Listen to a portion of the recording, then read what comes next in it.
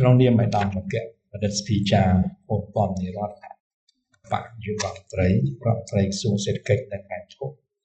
ព្រមទាំងជាប្រធានក្រុមប្រឹក្សានីតិកម្មនៃក្រសួងសេដ្ឋកិច្ចនិងហិរញ្ញវត្ថុខ្ញុំសូមសម្ដែងនៅការកិច្ចស្វាគមន៍យ៉ាងកក់ក្ដៅជូនចំពោះឯកឧត្តមលោកជំទាវលោកស្រីដែលជាតំណាងយុវជនមកពីគ្រប់វិស័យនិងយុវជននៃសសចកនៅថ្នាក់កណ្ដាលក៏ដូចជានៅថ្នាក់រាជធានីភ្នំពេញទាំងអស់ដែលបានអញ្ជើញចូលរួមក្នុងកម្រិតចង្អៀតចំនួនមានកំណត់មួយស្ថាប័នមានទទួលបាន1នាក់កន្លងមកយើងធ្លាប់ធ្វើច្រើនអ្នកប៉ុន្តែនេះយើងធ្វើក្នុងមួយស្ថាប័នតែ1នាក់ដើម្បីជាការអនុញ្ញាតឲ្យកិច្ចដំណើរការរបស់យើងអាចប្រព្រឹត្តទៅបានដោយស៊ីជម្រៅអញ្ចឹងខ្ញុំសូមលើកយកនៅ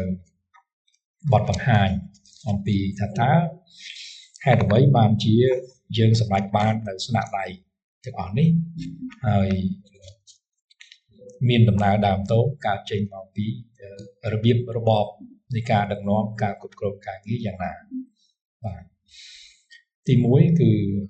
ខ្ញុំសូមលើកឡើងនៅចក្ខុវិស័យនិងបេសកកម្មរបស់ក្រុមប្រឹក្សានីតិកម្មនៃក្រសួងសេដ្ឋកិច្ចនិងហិរញ្ញវត្ថុដែលចែកចេញជា5នីតិកាបាទទី1គឺក្របខ័ណ្ឌស្ថាប័នទី2ចក្ខុវិស័យនិងបេសកកម្មទី3គឺសមិទ្ធផលទី4គុណតម្លៃទី5បញ្ហាប្រឈមនិងកិច្ចពិសាពីទស្សនវិស័យក្របខ័ណ្ឌស្ថាប័ននេះគឺយើងនឹងស្វែងយល់ថាតើក្រុមប្រឹក្សានីតិកម្មក្នុងក្របខ័ណ្ឌនៃរចនាសម្ព័ន្ធស្ថាប័ននៃក្រសួងសេដ្ឋកិច្ចហើយទាំងមូលនេះតើយើងស្ថិតនៅទីតាំងណាបាទហើយយើងផ្សារភ្ជាប់ទំនាក់ទំនងគ្នាយ៉ាងណាសម្របសម្រួលយ៉ាងណាគ្រប់គ្រងយ៉ាងណាជាប្រយោជន៍ជូនទៅដល់ស្ថាប័ននៃក្រសួងសេដ្ឋកិច្ចនិងហិរញ្ញវត្ថុទី2បន្ទាប់ពីយល់ពីទីតាំងនឹងហើយតើក្រុមប្រឹក្សានីតិកម្មនេះមានចក្ខុវិស័យបេសកកម្មយ៉ាងណាចក្ខុវិស័យគឺចង់សំដៅទៅលើសេចក្តីស្រមៃចង់បានឬក៏ទិសដៅដែលយើងចង់សម្រេចទៅដល់បេសកកម្មគឺសំដៅទៅលើសំណុំនៃសកម្មភាពដែលយើងចូលរួមចំណែកដើម្បីសម្រេចឈានទៅឲ្យដល់នៅបេសកចក្ខុវិស័យដែលយើងបានកំណត់នៅក្នុងដំណើរផ្លូវដ៏វែងឆ្ងាយក្នុងការបំពេញបេសកកម្មសម្រាប់ចក្ខុវិស័យនេះយើងសម្រេចបាននៅសមិទ្ធផលនៅតាមដងផ្លូវដំណើរផ្លូវដែលយើងទៅដល់ហ្នឹងគឺមានសមិទ្ធផលដែលយើងត្រូវសម្រេចបានសមិទ្ធផលដែលកើតចេញមកពីសមិទ្ធកម្មនេះគឺជាវប្បធម៌នៃការគ្រប់គ្រងការដឹកនាំរបស់ក្រុមប្រឹក្សានីតិកម្មជាតារារៀង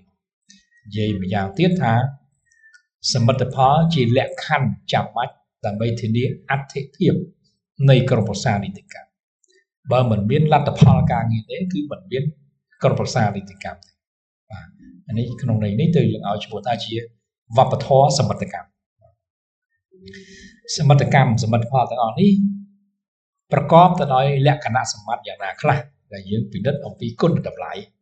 បាទអញ្ចឹងជាមួយនឹងសមិទ្ធផលនិងគុណតម្លៃដែលជាបុរេលក្ខណៈឬក៏សំណុំនៃលក្ខណៈ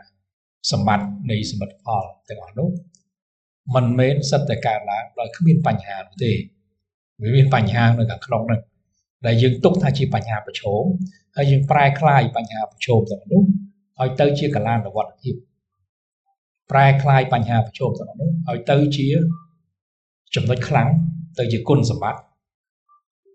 ទៅជាវិញ្ញាសានៃវិជ្ជាជីវៈរបស់យើងដែលយើងត្រូវសម្រេចឲ្យបានជោគជ័យដើម្បីឈានទៅដល់សមិទ្ធផលនិងការសម្រេចនៅចក្ខុវិស័យរបស់យើងហើយដូច្នេះហើយបានជាការពិនិត្យអំពីបញ្ហាប្រឈមនេះជាវេទិកាមួយដ៏មានសារៈសំខាន់ដើម្បីប្រមាលមើលអំពីទស្សនវិស័យនៃកិច្ចការនីតិកម្មរបស់យើងតទៅថ្ងៃអនាគតបាទថ្ងៃនេះយើងបានឧទ្ទិសដាក់នៅចំណងជើងនៃកម្មវិធីរបស់យើងថាជាការផ្សព្វផ្សាយនៅស្ថាប័ននីតិសាស្ត្រ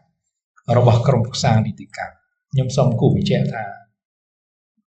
ដោយខ្លីថានីតិសាស្ត្រនេះយើងចង់សំដៅទៅលើក្បួនវិជ្ជាសំណុំនៃចំណេះដឹង ពាក់ព័ន្ធជាមួយនឹងច្បាប់បាទរីឯនីតិកម្មគឺយើងចង់សម្ដៅទៅលើសកម្មភាពនៃការតាក់តែងច្បាប់សម្រាប់ក្រសួងសេដ្ឋកិច្ចនិងហិរញ្ញវត្ថុបាទកិច្ចការទាំងពីរនេះមានទំនាក់ទំនងជាមួយគ្នាតែមិនដូចគ្នាទេទំនាក់ទំនងជាមួយគ្នាស្ថិតនៅត្រង់ថាបើយើងមិនមានក្បួនខ្នាតមិនមានវិជាអំពីវិទ្យាសាស្ត្រច្បាប់ឬក៏បារាំងគេថា science juridique អង់គ្លេសថា legal science ខ្មែរយើងថាវិទ្យាសាស្ត្រនីតិសាស្ត្រនីតិវិទ្យានោះទេយើងមិនអាចបំពេញកិច្ចការងារនីតិកម្មបានប្រកបដោយគុណតម្លៃគុណភាពនិងស្តង់ដារវិជ្ជាជីវៈសមស្របទេវាទៅជាការផ្ដល់យោបល់មួយគឺប្រឹក្សាអ្នកផ្ដល់យោបល់ទៅតាមចិត្តឯងទៅតាមចិត្តអត្តនោម័តទៅតាមការយល់ឃើញដែលប្រាសចាកអំពីវិទ្យាសាស្ត្រហើយដូច្នេះហើយដើម្បីបំពេញបេសកកម្មរបស់ខ្លួនក្នុងក្រុមប្រឹក្សានីតិកម្មដាច់ខាតត្រូវតែរៀបចំនៅស្នាដៃនីតិសាស្ត្ររបស់ខ្លួនដែលជាមូលដ្ឋានចាំបាច់មិនអាចខ្វះបានសម្រាប់ធានាគុណវុឌ្ឍិគុណភាពស្តង់ដារវិជ្ជាជីវៈនៃការផ្ដល់ប្រឹក្សាច្បាប់ជូនក្រសួងសេដ្ឋកិច្ចនិងហិរញ្ញវត្ថុហើយជាពិសេសនៅក្នុងបរិយាកាសដែលកម្ពុជាយើងបានឆ្លងកាត់នៅសង្គ្រាមបាត់ឯកសារនានាទាំងឡាយហើយសប្តាហ៍ថ្ងៃនេះក៏យើងពិបាកនឹងរកច្បាប់ឲ្យបានគ្រប់ជ្រុងជ្រោយខ្ញុំនិយាយកាលពីយើងចាប់ផ្ដើមដំណើរការឥឡូវនេះលែងមានបញ្ហាហ្នឹងហើយយើងចាប់ផ្ដើមដំណើរការកាលពីដើមឆ្នាំ2005 2006រហូតដល់ឆ្នាំ2013យើងចាប់ផ្ដើមបង្កើតក្រុមប្រឹក្សានីតិកម្មបាទអញ្ចឹងដំណើរការពេលនោះគឺយើងមិនទាន់មានកម្រងច្បាប់កម្រងសម្រង់បទដ្ឋានគតិយុត្តក្នុងវិស័យសេដ្ឋកិច្ចនិងហិរញ្ញវត្ថុនៅឡើយទេបាទនៅមុនពេលដែលយើងដំណើរការក្រុមប្រឹក្សានីតិកម្មបាទអញ្ចឹងជាក្របខ័ណ្ឌស្ថាប័នក្រុមប្រឹក្សានីតិកម្មនៃក្រសួងសេដ្ឋកិច្ចនិងហិរញ្ញវត្ថុត្រូវបានបង្កើតឡើងកាលពីឆ្នាំ2013ហើយដាក់ឲ្យស្ថិតនៅក្រោមការគ្រប់គ្រងផ្ទាល់របស់រដ្ឋមន្ត្រីក្រសួងសេដ្ឋកិច្ចនិងហិរញ្ញវត្ថុបាទសមាជិករបស់ក្រុមប្រឹក្សានីតិកម្មមានរដ្ឋមន្ត្រីក្រសួងសេដ្ឋកិច្ចនិងហិរញ្ញវត្ថុជាប្រធានមានរដ្ឋលេខាធិការ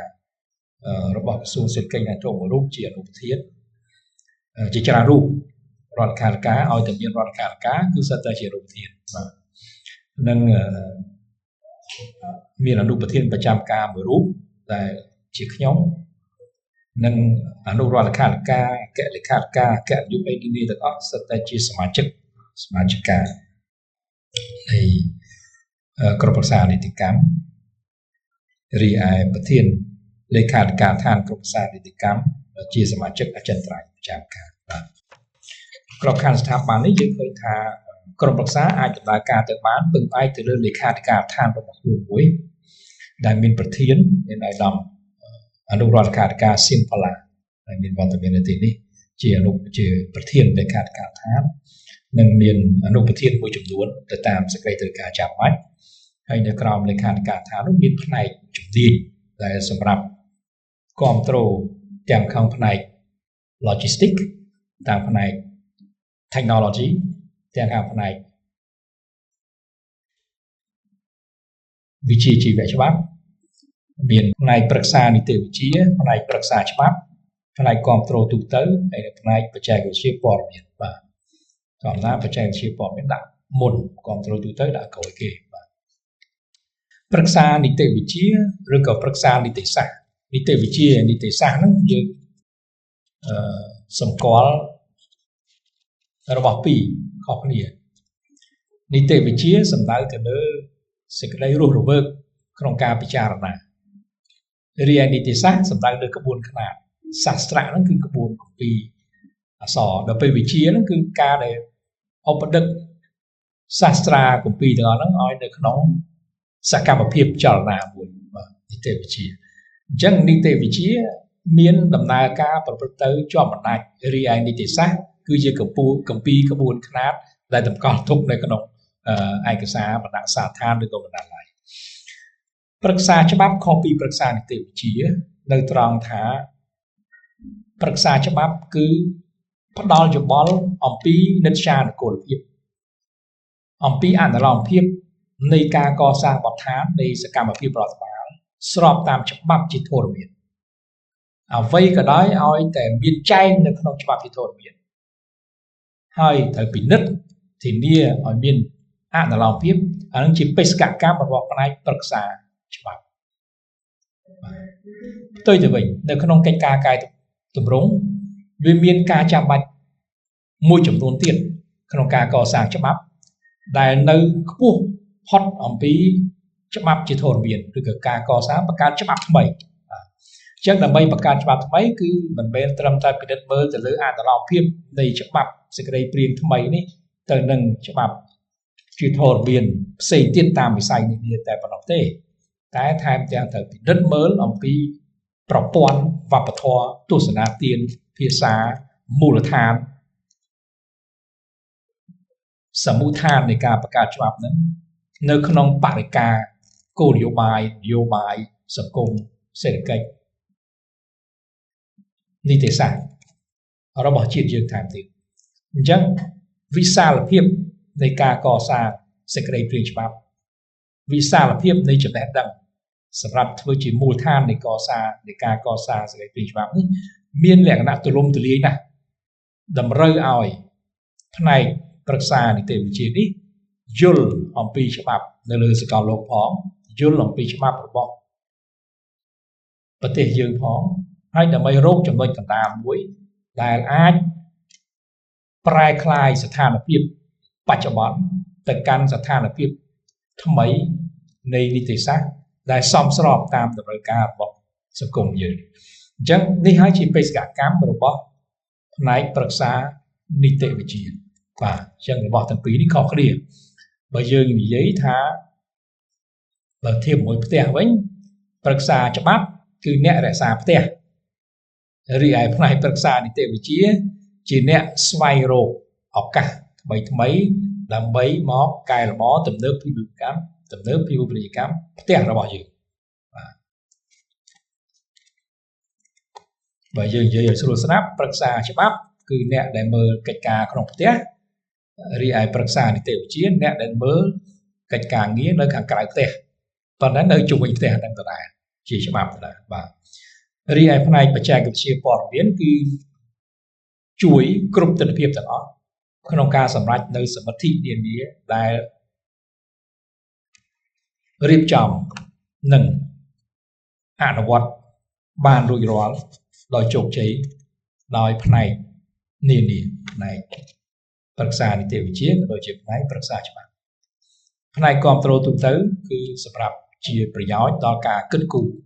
លើគ្រប់ទិដ្ឋភាពនៃការគ្រប់គ្រងនិងការដឹកនាំលើជំនាញធនធានមនុស្សរដ្ឋបាលហិរញ្ញវត្ថុបាទព្រោះអ្វីៗទាំងអស់សម្រាប់ទៅបានត្រូវមានមធ្យោបាយសម្រាប់គ្រប់គ្រងបាទអញ្ចឹងយើងឃើញថាផ្នែកទាំង4នេះធ្វើកិច្ចការងារខុសគ្នាតែគ្រប់គ្រងឲ្យគ្នាទៅវិញទៅមកដើម្បីសម្រេចបេសកកម្មរួមបាទតើបេសកកម្មអ្វីដែលខ្ញុំសូមចូលដល់ទី2នេះជាចក្ខុវិស័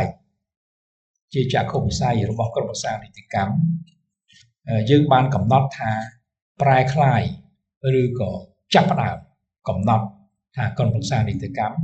គឺជាមជ្ឈមណ្ឌលអ្នកវិនិយោគនីតិសាស្ត្រប្រឹក្សានីតិសាស្ត្រនៃក្រសួងសេដ្ឋកិច្ចនិងហិរញ្ញវត្ថុហេតុអីបានជាអ្នកវិនិយោគប្រឹក្សានីតិសាស្ត្រយើងសង្កេតឃើញថានៅក្នុងក្របខ័ណ្ឌនៃស្ថាប័នទូទៅស្ថាប័នច្បាប់និយាយស្ថាប័នច្បាប់តម្រងទូទៅរបស់រាជរដ្ឋាភិបាលការផ្ដល់មតិយោបល់លើការតាក់តែងច្បាប់ប្រព្រឹត្តទៅដោយមានក្បួនខ្នាតតិចតួចក្រៅអំពីសារាចរអនុក្រឹត្យរបស់រាជរដ្ឋាភិបាលណែនាំអំពីវិធាននិងនីតិវិធីនៃការកសាងលិខិតបទដ្ឋានគតិយុត្តដែលមានលក្ខណៈជាទម្រង់គតិយុត្តយើងអត់មានអីផ្សេងពីនឹងទេក្រៅអំពីចំណេះដឹងរៀងខ្លួនរបស់អ្នកច្បាប់នីមួយដែលពោលអាងអំពីទស្សនៈទានអំពីច្បាប់ដែលខ្លួនយល់ឃើញរៀងខ្លួនបាទហើយ ទន្ទឹមនឹងនោះយើងទទួលបាននៅមតិក្រៅផ្លូវការឬក៏មតិជាទូទៅមតិជារឿយថាឲ្យតែអ្នកច្បាប់ពីរនាក់និយាយគ្នាអត់ដែលត្រូវគ្នាទេបាទអញ្ចឹងវាធ្វើឲ្យយើងទទួលអារម្មណ៍ថាកិច្ចការងារនីតិកម្មឬកិច្ចការច្បាប់នេះមិនទៅជួយជំរុញលើកកម្ពស់ឬក៏ជួយពន្លឿនកិច្ចការងារនៃការកសាងលិខិតបទដ្ឋានតែវាបែរជាដោយលើធ្វើឲ្យអ្នកជំនាញឬក៏អ្នកធ្វើគោលនយោបាយយល់ផ្សេងទៅវិញឬក៏អាចរហូតដល់យល់ថាអ្នកច្បាប់នឹងធ្វើជាឧបសគ្គដល់ការរៀបចំនិងការប្រែក្លាយគោលនយោបាយទៅជាបទដ្ឋានអនុវត្តជាក់ស្ដែងទៅវិញបាទអញ្ចឹងមិនដឹងដែរខ្ញុំមិនដឹងដែរប៉ុន្តែជាអារម្មណ៍ផ្ទាល់ខ្លួនរបស់ខ្ញុំទេថានៅពេលដែលគេឃើញអ្នកច្បាប់គេមិនសូវសប្បាយចិត្តទេព្រោះអ្នកហ្នឹងច្រើនតែនិយាយតឹងតែងពីរឿងវិធានបទដ្ឋាននានាអញ្ចឹងខ្ញុំនិយាយស្មោះត្រង់ទេណាបាទសូមកុំឲ្យប្រែក្លាយពាក្យរបស់ខ្ញុំទៅជាពាក្យសម្រាប់វាយគ្នាណាខ្ញុំមិននិយាយឲ្យវាយគ្នានិយាយឲ្យយល់គ្នាណាអញ្ចឹងគេអត់សូវសប្បាយចិត្តទេពេលជួបអ្នកច្បាប់ក្តីអ្នកធ្វើការនីតិកម្មក្តីគេអត់សូវសប្បាយចិត្តដោយសារតែគេមិនយល់ឬក៏ដោយសារតែយើងមិនអាចធ្វើឲ្យគេយល់បានអញ្ចឹងក្នុងចក្ខុវិស័យនៃក្រមសាស្ត្រនីតិកម្មយើងបានសម្រេចថាយើងមិនអាចផ្ដល់យោបល់ច្បាប់ដោយគ្មានក្បួនខ្នាតទី1ទី2ក្បួនខ្នាតទាំងអស់ហ្នឹងយើងក៏មិនដឹងទៅរកគំរូលំអានពីអ្នកណាដែរជីដូនជីតាយើងក៏មិនបានទុកឲ្យដែរព្រោះបើជីដូនជីតាយើងវាមាន2យ៉ាងបើមើលដូនតាយើងពី100ឆ្នាំមុនមាន2យ៉ាងទី1ដូនតាយើងពីបរមបុរាណតាំងពីគោស្រួយគោលវេកអីមកឧដុង្គចតុមុខអីមកទី2ដូនតាយើងជាបារាំង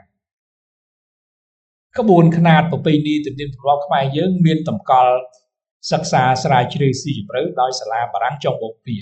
École Française d'Extrême-Orient ក្រមច្បាប់ក្រមរដ្ឋប្រវេណីដំបូងបង្អស់ដែលខ្មែរយើងយកមកអនុវត្តនៅស្រុកយើងជាក្រមដែលប្រែសម្រួលកែប្រែបកប្រែកែសម្រួលពីក្រមណាប៉ូឡុងឆ្នាំ1804របស់បារាំងបាទអញ្ចឹងបើយើងមើលពីដូនតាមាន2ដូនតាឈាមឯងផងហើយដូនតាឈាមដតី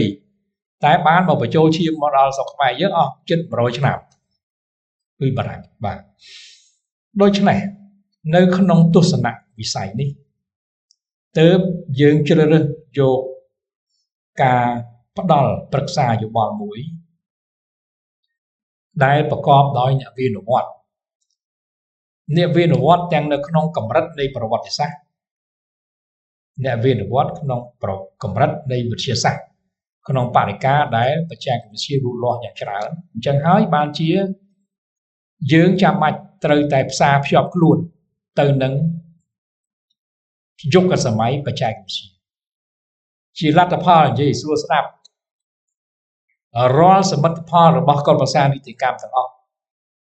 ត្រូវបានសម្រេចឡើងក្រោមទម្រង់2ទម្រង់ជាប្រពៃណីគឺกระดาษដែលបោះពុម្ពទម្រង់ជាទំនើបបច្ចេកវិទ្យាគឺមាន application មានកម្មវិធីបច្ចេកវិទ្យាទាំងអស់សម្រាប់ឲ្យយើងប្រើការជាប្រយោជន៍ដល់ការអនុវត្តការងារប្រចាំថ្ងៃអញ្ចឹងហើយនេះជាចក្ខុវិស័យរបស់យើងដែលបាននឹងកំពុងគ្រប់ដណ្ដប់លើគ្រប់ទិដ្ឋភាពលើបរិយាកាសនៃការងាររបស់យើងគឺជាមជ្ឈមណ្ឌលអ្នកវិនិវត្តប្រឹក្សានីតិសាស្ត្រនៃក្រសួងសេដ្ឋកិច្ចនិងហិរញ្ញវត្ថុដើម្បីសម្រេចនៅចក្ខុវិស័យនេះយើងមានបេសកកម្មមួយគឺពិនិត្យនិងប្រឹក្សាយោបល់អំពីនិត្យានុកូលភាពប្រែថាភាពដែលសមស្របទៅតាមច្បាប់ជាធរមានសម្រាប់កិច្ចការងារពិគ្រោះយោបល់ច្បាប់ទាំងឡាយណាដែលមានទំនាក់ទំនងធានាឲ្យសកម្មភាពរដ្ឋបាលសកម្មភាពនៃការសម្រេចគោលនយោបាយប្រព្រឹត្តទៅប្រកបដោយសុវត្ថិភាពស្ថិរភាពក្នុងផ្លូវច្បាប់ស្របច្បាប់ជាធរមានហ្នឹងយើងឲ្យឈ្មោះថានិត្យានុកូលភាព ទី2គឺសមានគតិភាពកតេយុត្តសមានគតិភាពកតេយុត្តនេះគឺចង់សំដៅទៅលើការកសាងច្បាប់ដែលសមស្របទៅតាមប្រព័ន្ធច្បាប់ដែលកំពុងស្ថិតនៅជាធរមានខ្ញុំនិយាយថាប្រព័ន្ធច្បាប់គឺចង់សំដៅទៅលើសំណុំនៃច្បាប់ដែលមានទំនាក់ទំនងបតិកលាគ្នាបាទកាលណាយើងនិយាយពីច្បាប់ប្រព័ន្ធហិរញ្ញវត្ថុសាធារណៈមិនមានតែច្បាប់ស្តីពីប្រព័ន្ធហិរញ្ញវត្ថុសាធារណៈទេគឺវាមានទំនាក់ទំនងជាមួយច្បាប់លទ្ធកម្មសាធារណៈច្បាប់គ្រប់គ្រងទ្រព្យសម្បត្តិរដ្ឋច្បាប់ចំនួនមិនសារពើពន្ធបាទច្បាប់គណនេយ្យច្បាប់សាវនកម្មបាទអញ្ចឹងវាទៅជាប្រព័ន្ធមួយអញ្ចឹងនៅពេលដែលយើងរៀបចំច្បាប់មួយយកមកដាក់ថ្មីយើងត្រូវពិនិត្យមើលថាច្បាប់ហ្នឹងវាចូលទៅក្នុងប្រព័ន្ធរបស់យើងរបៀបណាតើវាចូលនឹងសមស្របរបៀបណាបាទបេសកកម្មនេះយើងឲ្យឈ្មោះថាជាសមានគតិភាពកតេយុត្តបាទសមានគតិភាពកតេយុត្តហ្នឹងយើងមានភាសាបាលីមកថាសមានហ្នឹងប្រែថាសមស្របត្រូវគ្នាគតិប្រែថាដំណើរភាវៈដែលមានដំណើរសមស្របត្រូវគ្នាកតេយុត្តអាហ្នឹងគឺសំដៅទៅលើដំណើរដែលត្រឹមត្រូវដែលមានទាំងច្បាប់មានទាំងវិជ្ជាចំណេះដឹងនីតិវិទ្យាថែមទៀតបាទប្រកបដោយអ្នកវិនិវត្តនិងគុណតម្លៃសកលអ្នកវិនិវត្តគឺការបង្កើតច្នៃប្រឌិតថ្មីហើយខ្ញុំសូមបញ្ជាក់ថាអ្នកវិនិវត្តនេះមានសារៈសំខាន់ណាស់សម្រាប់អ្នកច្បាប់ហេតុអីហេតុនៅត្រង់ថាអ្នកច្បាប់ដែលហៅថាអ្នកច្បាប់ជាអរិយាប័ត្រទូទៅយើងសង្កេតឃើញជាអ្នកដែលប្រកាន់មាំចំពោះបន្ទាត់របស់ខ្លួនបាទអ្នករៀនច្បាប់គឺប្រកាន់មាំចំពោះបន្ទាត់របស់ខ្លួនអ្នករៀនបញ្ញាបត្រចោលណាត្រឹមបញ្ញាបត្រមានន័យថារៀនថាតាមច្បាប់អញ្ចឹងប្រកាន់មាំដល់ទៅពេលចាប់ពីអនុបណ្ឌិត Master ទៅដល់ Doctor ហ្នឹងគឺលេងប្រកាន់មាំហើយអ្វីៗទាំងអស់សិតតែអាចយកមកពិចារណាបានទាំងអស់បាទអញ្ចឹងភាសាអង់គ្លេសគេឲ្យឈ្មោះថា The Art of Paradox ខ្មែរយើងមិនដឹងថាម៉េចទេគឺជាដំណើរមួយដែលផ្ទុយគ្នាតែមិនប្រទាំងប្រទើគ្នាជាដំណើរដែលយើងរក្សានៅអនុលោមភាពផងហើយនឹងជាដំណើរមួយដែលយើងបង្កើតថ្មីផងអនុលោមភាពប្រែថាសមស្របតាមអ្វីដែលមានបច្ចុប្បន្នការបង្កើតថ្មីប្រែថាការទទួលយកនៅរបស់ថ្មីថ្មីមកបំពេញបន្ថែមចំពោះអ្វីដែលមានស្រាប់បាទអញ្ចឹងក្នុងន័យនេះហើយគឺអ្នកវិនិវត្តនិងគុណតម្លៃសកលខ្ញុំឧទាហរណ៍មួយថាគុណតម្លៃសកលនឹងចង់សម្ដៅលើយើងនិយាយអំពីការអនុវត្តច្បាប់ដោយអចិន្ត្រៃយ៍ដោយអព្យាក្រឹតច្បាប់ទាំងអស់ត្រូវអនុវត្តដោយគ្មានការរើសអើងនេះទាំងអស់អ្នកមានអ្នកក្រខ្មៅសល្អអាក្រក់គឺត្រូវអនុវត្តដោយស្មើភាពគ្នាចំពោះមុខច្បាប់បាទជាប្រពៃណី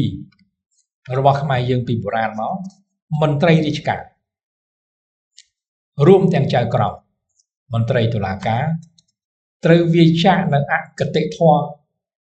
ទាំង4ប្រការសេចក្តីលំអៀងព្រោះតែឆន្ទគតិស្រឡាញ់លំអៀងព្រោះតែទោសាគតិស្អប់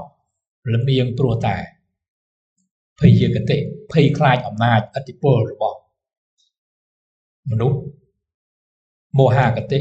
លំអៀងព្រោះតែសេចក្តីវង្វេងមិនចេះមិនយល់អំពីចំណេះដឹងអំពីច្បាប់អញ្ចឹងដើម្បីរក្សាច្បាប់ឲ្យស្ថិតនៅក្នុងទួលនីតិរបស់ខ្លួនក្នុងការធានាសម្រាប់ធ្នាប់ក្នុងសង្គមមន្ត្រីអនុវត្តច្បាប់ទាំងមន្ត្រីរដ្ឋបាលទាំងមន្ត្រីតុលាការត្រូវតែមានអរិយាប័ត្រសមស្របមួយជាកណ្ដាលហើយកណ្ដាលនោះគឺវាចាកនៅអគតិដំណើរដែលមិនត្រូវប្រព្រឹត្តតាម4ប្រការហ្នឹងឆន្ទាទោសាភ័យមោហគតិឆន្ទគតិទោសាគតិ ហើយយីកតិមោហកតិនេះគឺជាប្រពៃណីពីបុរាណមកតាំងពីជំនាន់មុនអង្គរក្រោយអង្គរក្រោយអង្គរមកគឺថាមន្ត្រីទាំងអស់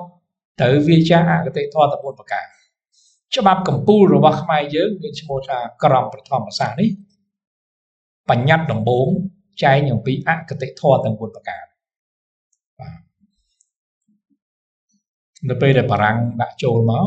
បារាំងដាក់អាណាព្យាបាលមកចូលស្រុកខ្មែរយើងដូចភ្លេចអស់ហើយគាត់បាទ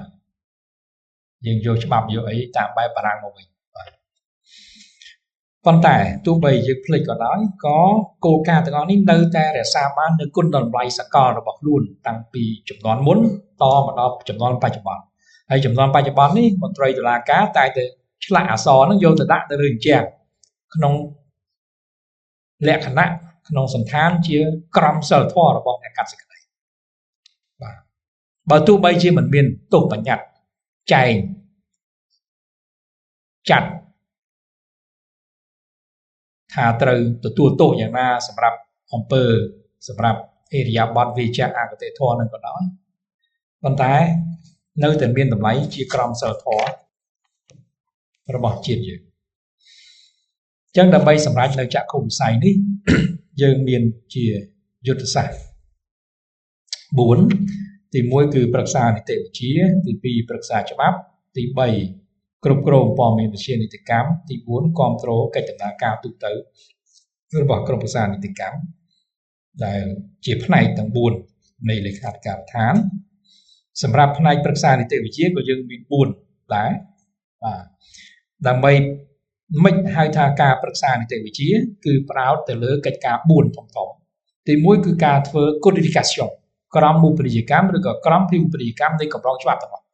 ច្បាប់នានាបង្កើតឡើងហើយត្រូវមានអនុក្រឹត្យមានប្រកាសមានសារាចរណ៍ជាច្រើនដើម្បីបកស្រាយច្បាប់ទាំងអស់ហ្នឹងយកមកអនុវត្តអញ្ចឹងបើសិនជាយើងទុកច្បាប់ទាំងអស់ហ្នឹងឲ្យវារប៉ាត់រប៉ាយរតាក់រតាយពេញហ្នឹងក៏យើងមិនអាចធានានៅបារាំងគេថា intelligibility របស់มันអាចធានាបញ្ញានុភាពរបស់ច្បាប់នឹងបានទេដូចជាអ្នកទាំងអស់នេះអាចមានបទពិសោធន៍ស្រាប់ថានៅពេលយើងសេសារណាសេតការប័ណ្ណអី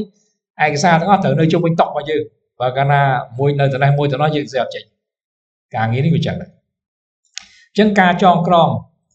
ក្រមឧបនីយកម្មការចងក្រងឬក៏ការធ្វើក្រមឧបនីយកម្មនេះជាកិច្ចការសំខាន់ចាំបាច់ដំបូងបង្អស់ជាមូលដ្ឋានគេបើសិនជាអត់ទាន់ចងក្រងទេយើងមិនដឹងថានិយាយច្បាប់ណាមកឲ្យប្រកបទេអត់មានមូលដ្ឋានមកតបទី2គឺនិពន្ធសត្យានុក្រមក្រោយពីមានកម្រងសម្រងនឹងហើយយើងត្រូវឈានទៅដល់ការរៀបចំចងក្រងនៅពាក្យច្បាប់ក្នុងវិស័យសេដ្ឋកិច្ចនេះទៅឲ្យទៅជាសត្យានុក្រមបើមិនចឹងទេយើងប្រើភាសាច្បាប់មិនដូចគ្នាយើងទាស់គ្នារាប់មកអត់ប្រយោជន៍ដោយសារតែយើងឈរទៅលើពាក្យខុសគ្នាឈរទៅលើឯកសារខុសគ្នាទី3គឺមគ្គទេសនីតិសាស្ត្រជាការរៀបចំនៅកម្រងចំណេះដឹងច្បាប់ដែលមិនមាននៅតាមសាកលវិទ្យាល័យទេនៅតាមសាកលវិទ្យាល័យនៅប្រទេសគេមានច្រើនណាស់ប៉ុន្តែសម្រាប់ប្រទេសឯងប្រទេសជាតិយើងគឺមិនសូវមានទេឬក៏ខ្សត់មែនទេបាទចឹងហើយយើងជាមន្ត្រីរាជការមានកាតព្វកិច្ចត្រូវកសាងមគ្គទេសនេះជាប្រយោជន៍ដល់ចំណេះដឹងនៃការសិក្សានៅតាមសាកលវិទ្យាល័យផងហើយជាពិសេសជាប្រយោជន៍ដល់មន្ត្រីរាជការរបស់យើងផងហើយទី4គឺនិពន្ធប្រតិបត្តិច្បាប់និងផ្សព្វផ្សាយអ្វីយើងកំពុងធ្វើនៅក្នុងគណៈនេះជាផ្នែកមួយនៃបេសកកម្មទី4របស់ផ្នែកប្រឹក្សានីតិវិទ្យាយើងកំពុងផ្សព្វផ្សាយសម្រាប់ប្រឹក្សាច្បាប់ក៏មាន4ដែរទី1គឺប្រឹក្សាអំពីនិច្ចានុកូលភាពលើវិវាទរាល់វិវាទទាំងអស់ដែលមានតម្រូវការចាំបាច់សូមឲ្យក្រុមប្រឹក្សានីតិកម្មផ្ដល់មតិយោបល់យើងផ្ដល់យោបល់ជូនអំពីករណីវិវាទទី2ប្រឹក្សាអំពីនិច្ចានុកូលភាពលើនីតិហិរញ្ញវត្ថុសាធារណៈនិងឯកជនបាទគឺក៏ជាបេសកកម្មរបស់ប្រឹក្សាច្បាប់យ៉ាងដែរប៉ុន្តែក្នុងក្របខ័ណ្ឌនៃច្បាប់ជាទូរមានបាទប្រឹក្សានិច្ចានុកូលភាពលើនីតិរដ្ឋបាលបាទក៏ដូចនោះដែរប្រឹក្សានិច្ចានុកូលភាពលើនីតិអន្តរជាតិជាក់ស្ដែងដូចជារឿងគណៈបកនយោបាយរឿងអង្គការសមាគម NGO អង្គការមិនមានរដ្ឋាភិបាលទាំងក្នុងកម្រិតជាតិទាំងក្នុងកម្រិតអន្តរជាតិយើងផ្ដល់យោបល់ជូនលើកិច្ចការងារទាំងអស់នេះដើម្បីធានាអនុលោមភាពហិរញ្ញវត្ថុទាំងហិរញ្ញវត្ថុក្នុងក្របខ័ណ្ឌហិរញ្ញវត្ថុសាធារណៈទាំងហិរញ្ញវត្ថុក្នុងក្របខ័ណ្ឌជាស្តង់ដារហិរញ្ញវត្ថុដែលជាកិច្ចការងារគណនេយ្យរបស់នាយកគណនេយ្យសាវនកម្មការគ្រប់គ្រងព័ត៌មានវិទ្យានីតិកម្មគឺមានការរចនាប្រកបដោយអ្នកវិនិយោគគ្រប់គ្រងបច្ចេកវិទ្យាព័ត៌មាននីតិកម្មនិងការផ្សព្វផ្សាយតាមអនឡាញតាមបណ្ដាញសង្គមនានារីឯផ្នែកគ្រប់គ្រងទូទៅមានកិច្ចការរដ្ឋបាលគ្រប់គ្រងសៀវភៅនិងឯកសារនានាដែលយើងសម្រេចបានឬក៏ដែលយើងរកបានគ្រប់គ្រងធនធានមនុស្សអភិវឌ្ឍធនធានមនុស្សជ្រើសរើសមន្ត្រី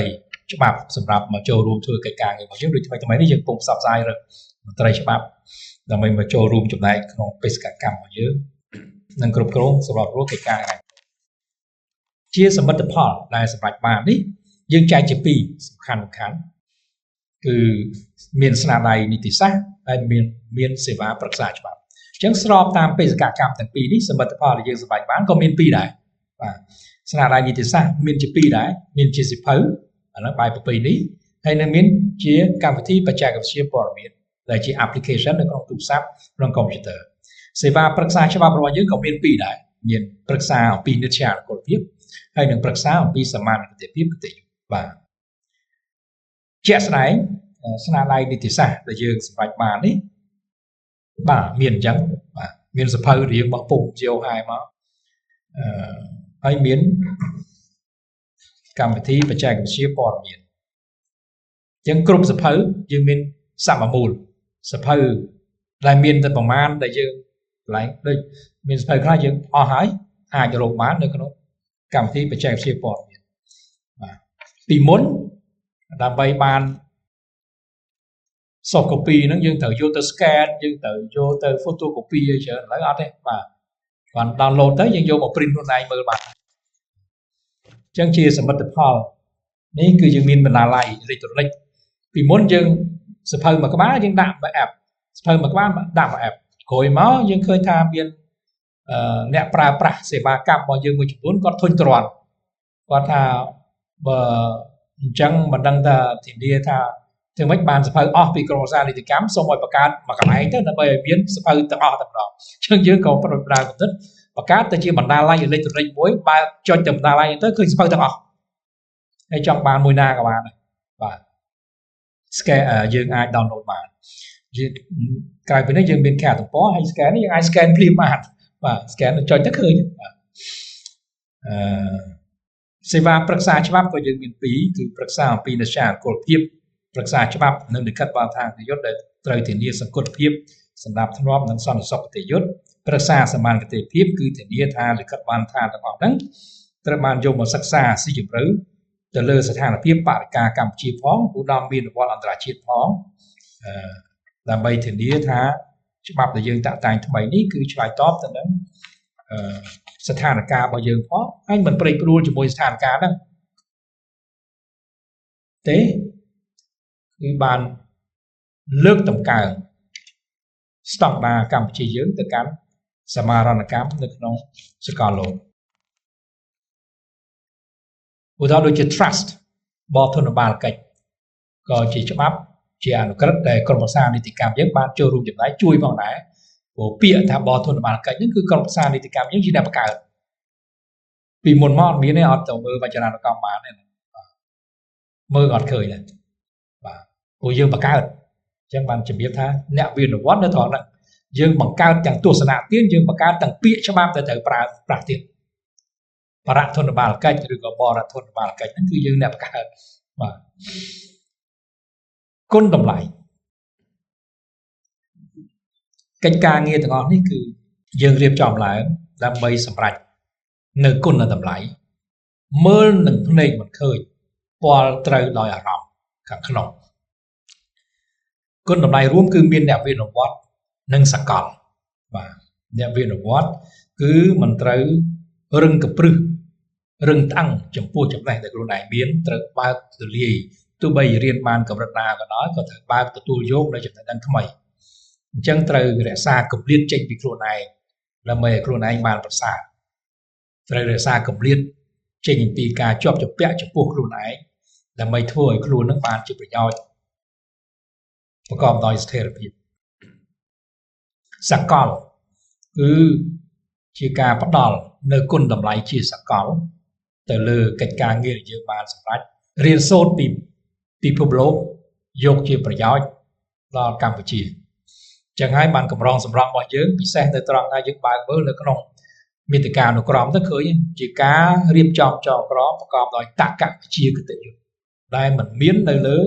ច្បាប់ណានីមួយនោះទេគឺជាការសង្យោគវិភាគនិងសង្យោគចេញប្រកបដោយតក្កវិជ្ជាគតិយុត្តដែលមានតម្លៃជាសកលដែលមានវិធីសាស្ត្រគតិយុត្តច្បាស់លាស់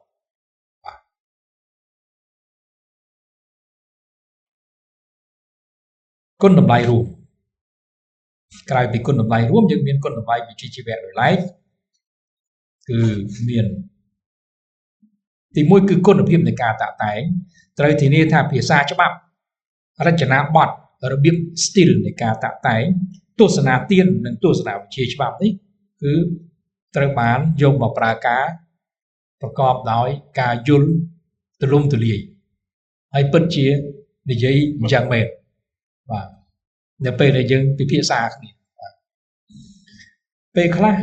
អ្នកជំនាញតាក់តែងគ្នាមិនដូចអ្នកច្បាប់តាក់តែងទេអ្នកច្បាប់តែងសេចក្តីផ្សេងពីអ្នកជំនាញតែងសេចក្តីបាទផ្សេងទៅតើអ្នកច្បាប់អ្នកជំនាញតែងក៏តែងច្រើនតែងសេចក្តីតែងច្រើនបន្ទាត់តែង5បន្ទាត់បានខណ្ឌម្ដងហើយនៅមានចន្លោះប្រហោងទៀតដោយឡែកពេលអ្នកច្បាប់តែងសេចក្តីអា5បន្ទាត់10បន្ទាត់គេតែងតែ2បន្ទាត់ទេហើយឲ្យអ្នកជំនាញមកចាក់អត់ចូលទេព្រោះមាន style ហើយបាទហើយហ្នឹងគឺជាចំណេះដឹងដែលមិនអាចទទួលបានដោយការទន្ទិញទេជាចំណេះដឹងនៅថ្នាក់ពិសោធន៍ដែលកើតចេញមកពីការបដិបត្តិបូរណភាពនៃការយល់ដឹងអាហ្នឹងគឺជា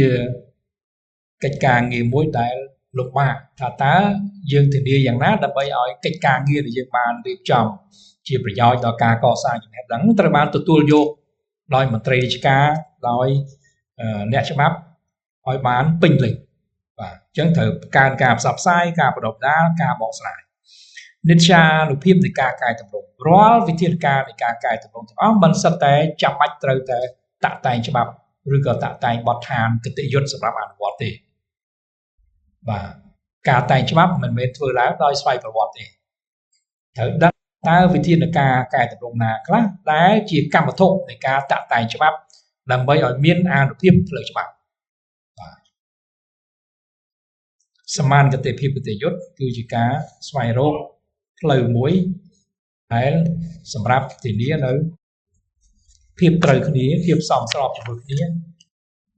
រវាងច្បាប់ថ្មីហើយនិងប្រព័ន្ធច្បាប់ដែលកំពុងស្ថិតនៅជាធរមានទន្ទឹមនឹងគុណតម្លៃដែលយើងបានរៀបរាប់មកនេះយើងនៅមានបញ្ហាប្រឈមជាច្រើនដែរបាទទី1គឺគុណភាពនៃការតាក់តែងដែលច្បាប់យើងច្រើនទាំងក្នុងវិស័យសេដ្ឋកិច្ចនិងហិរញ្ញវត្ថុក៏ដូចជាក្នុងវិស័យផ្សេងទៀតដែលមានទំនាក់ទំនងជាមួយគ្នាហើយមានការប្រើប្រាស់នៅពាក្យពេចន៍ខុសប្លែកពីគ្នាហើយយើងក៏មិនទាន់មានគោលការណ៍រួម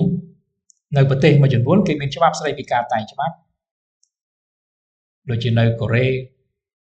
បាទហើយជាដើមប៉ុន្តែយើងមិនទាន់មាននៅប្រទេសបារាំងមានឧត្តមក្រុមប្រឹក្សាក្រមនីយកម្មដែលធានាបេសកកម្មមួយគឺចងក្រងច្បាប់របស់ប្រទេសច្បាប់រាប់ពាន់រាប់ម៉ឺនច្បាប់នៅស្រុកបារាំងសរុបមកនៅសល់តែ78ក្រមទេដល់ចឹងមានតែ78ក្រមបាទបូរណភាពនៃការយល់ដឹងនៅត្រង់ថានៅសាកលវិទ្យាល័យគាត់បង្រៀនច្បាប់ផ្សេងដល់ពេលនៅតាមក្រសួងស្ថាប័នយើងមានច្បាប់ផ្សេងហើយអាពីរនោះអត់ត្រូវគ្នាបាទអ្នករៀនបែបជប៉ុនចេះជប៉ុនទៅអ្នករៀនបែបអង្គអូស្ត្រាលីបារាំងអង់គ្លេសចេះបែបហ្នឹងទៅ ដល់ពេលច្បាប់ឯងដែលកំពុងអនុវត្តនៅតាមទូរស័ព្ទបានអត់មានក្រសួងណាវិញអត់មានសាលាណាយកមកបង្រៀនឧទាហរណ៍ចឹងបាទដល់ចឹងធ្វើឲ្យអ្នកដែលនិស្សិតក៏ចេញពីសាលាមកចូលមកធ្វើបម្រើការងារនៅតាមស្ថាប័ននេះអត់យល់គ្នាបាទ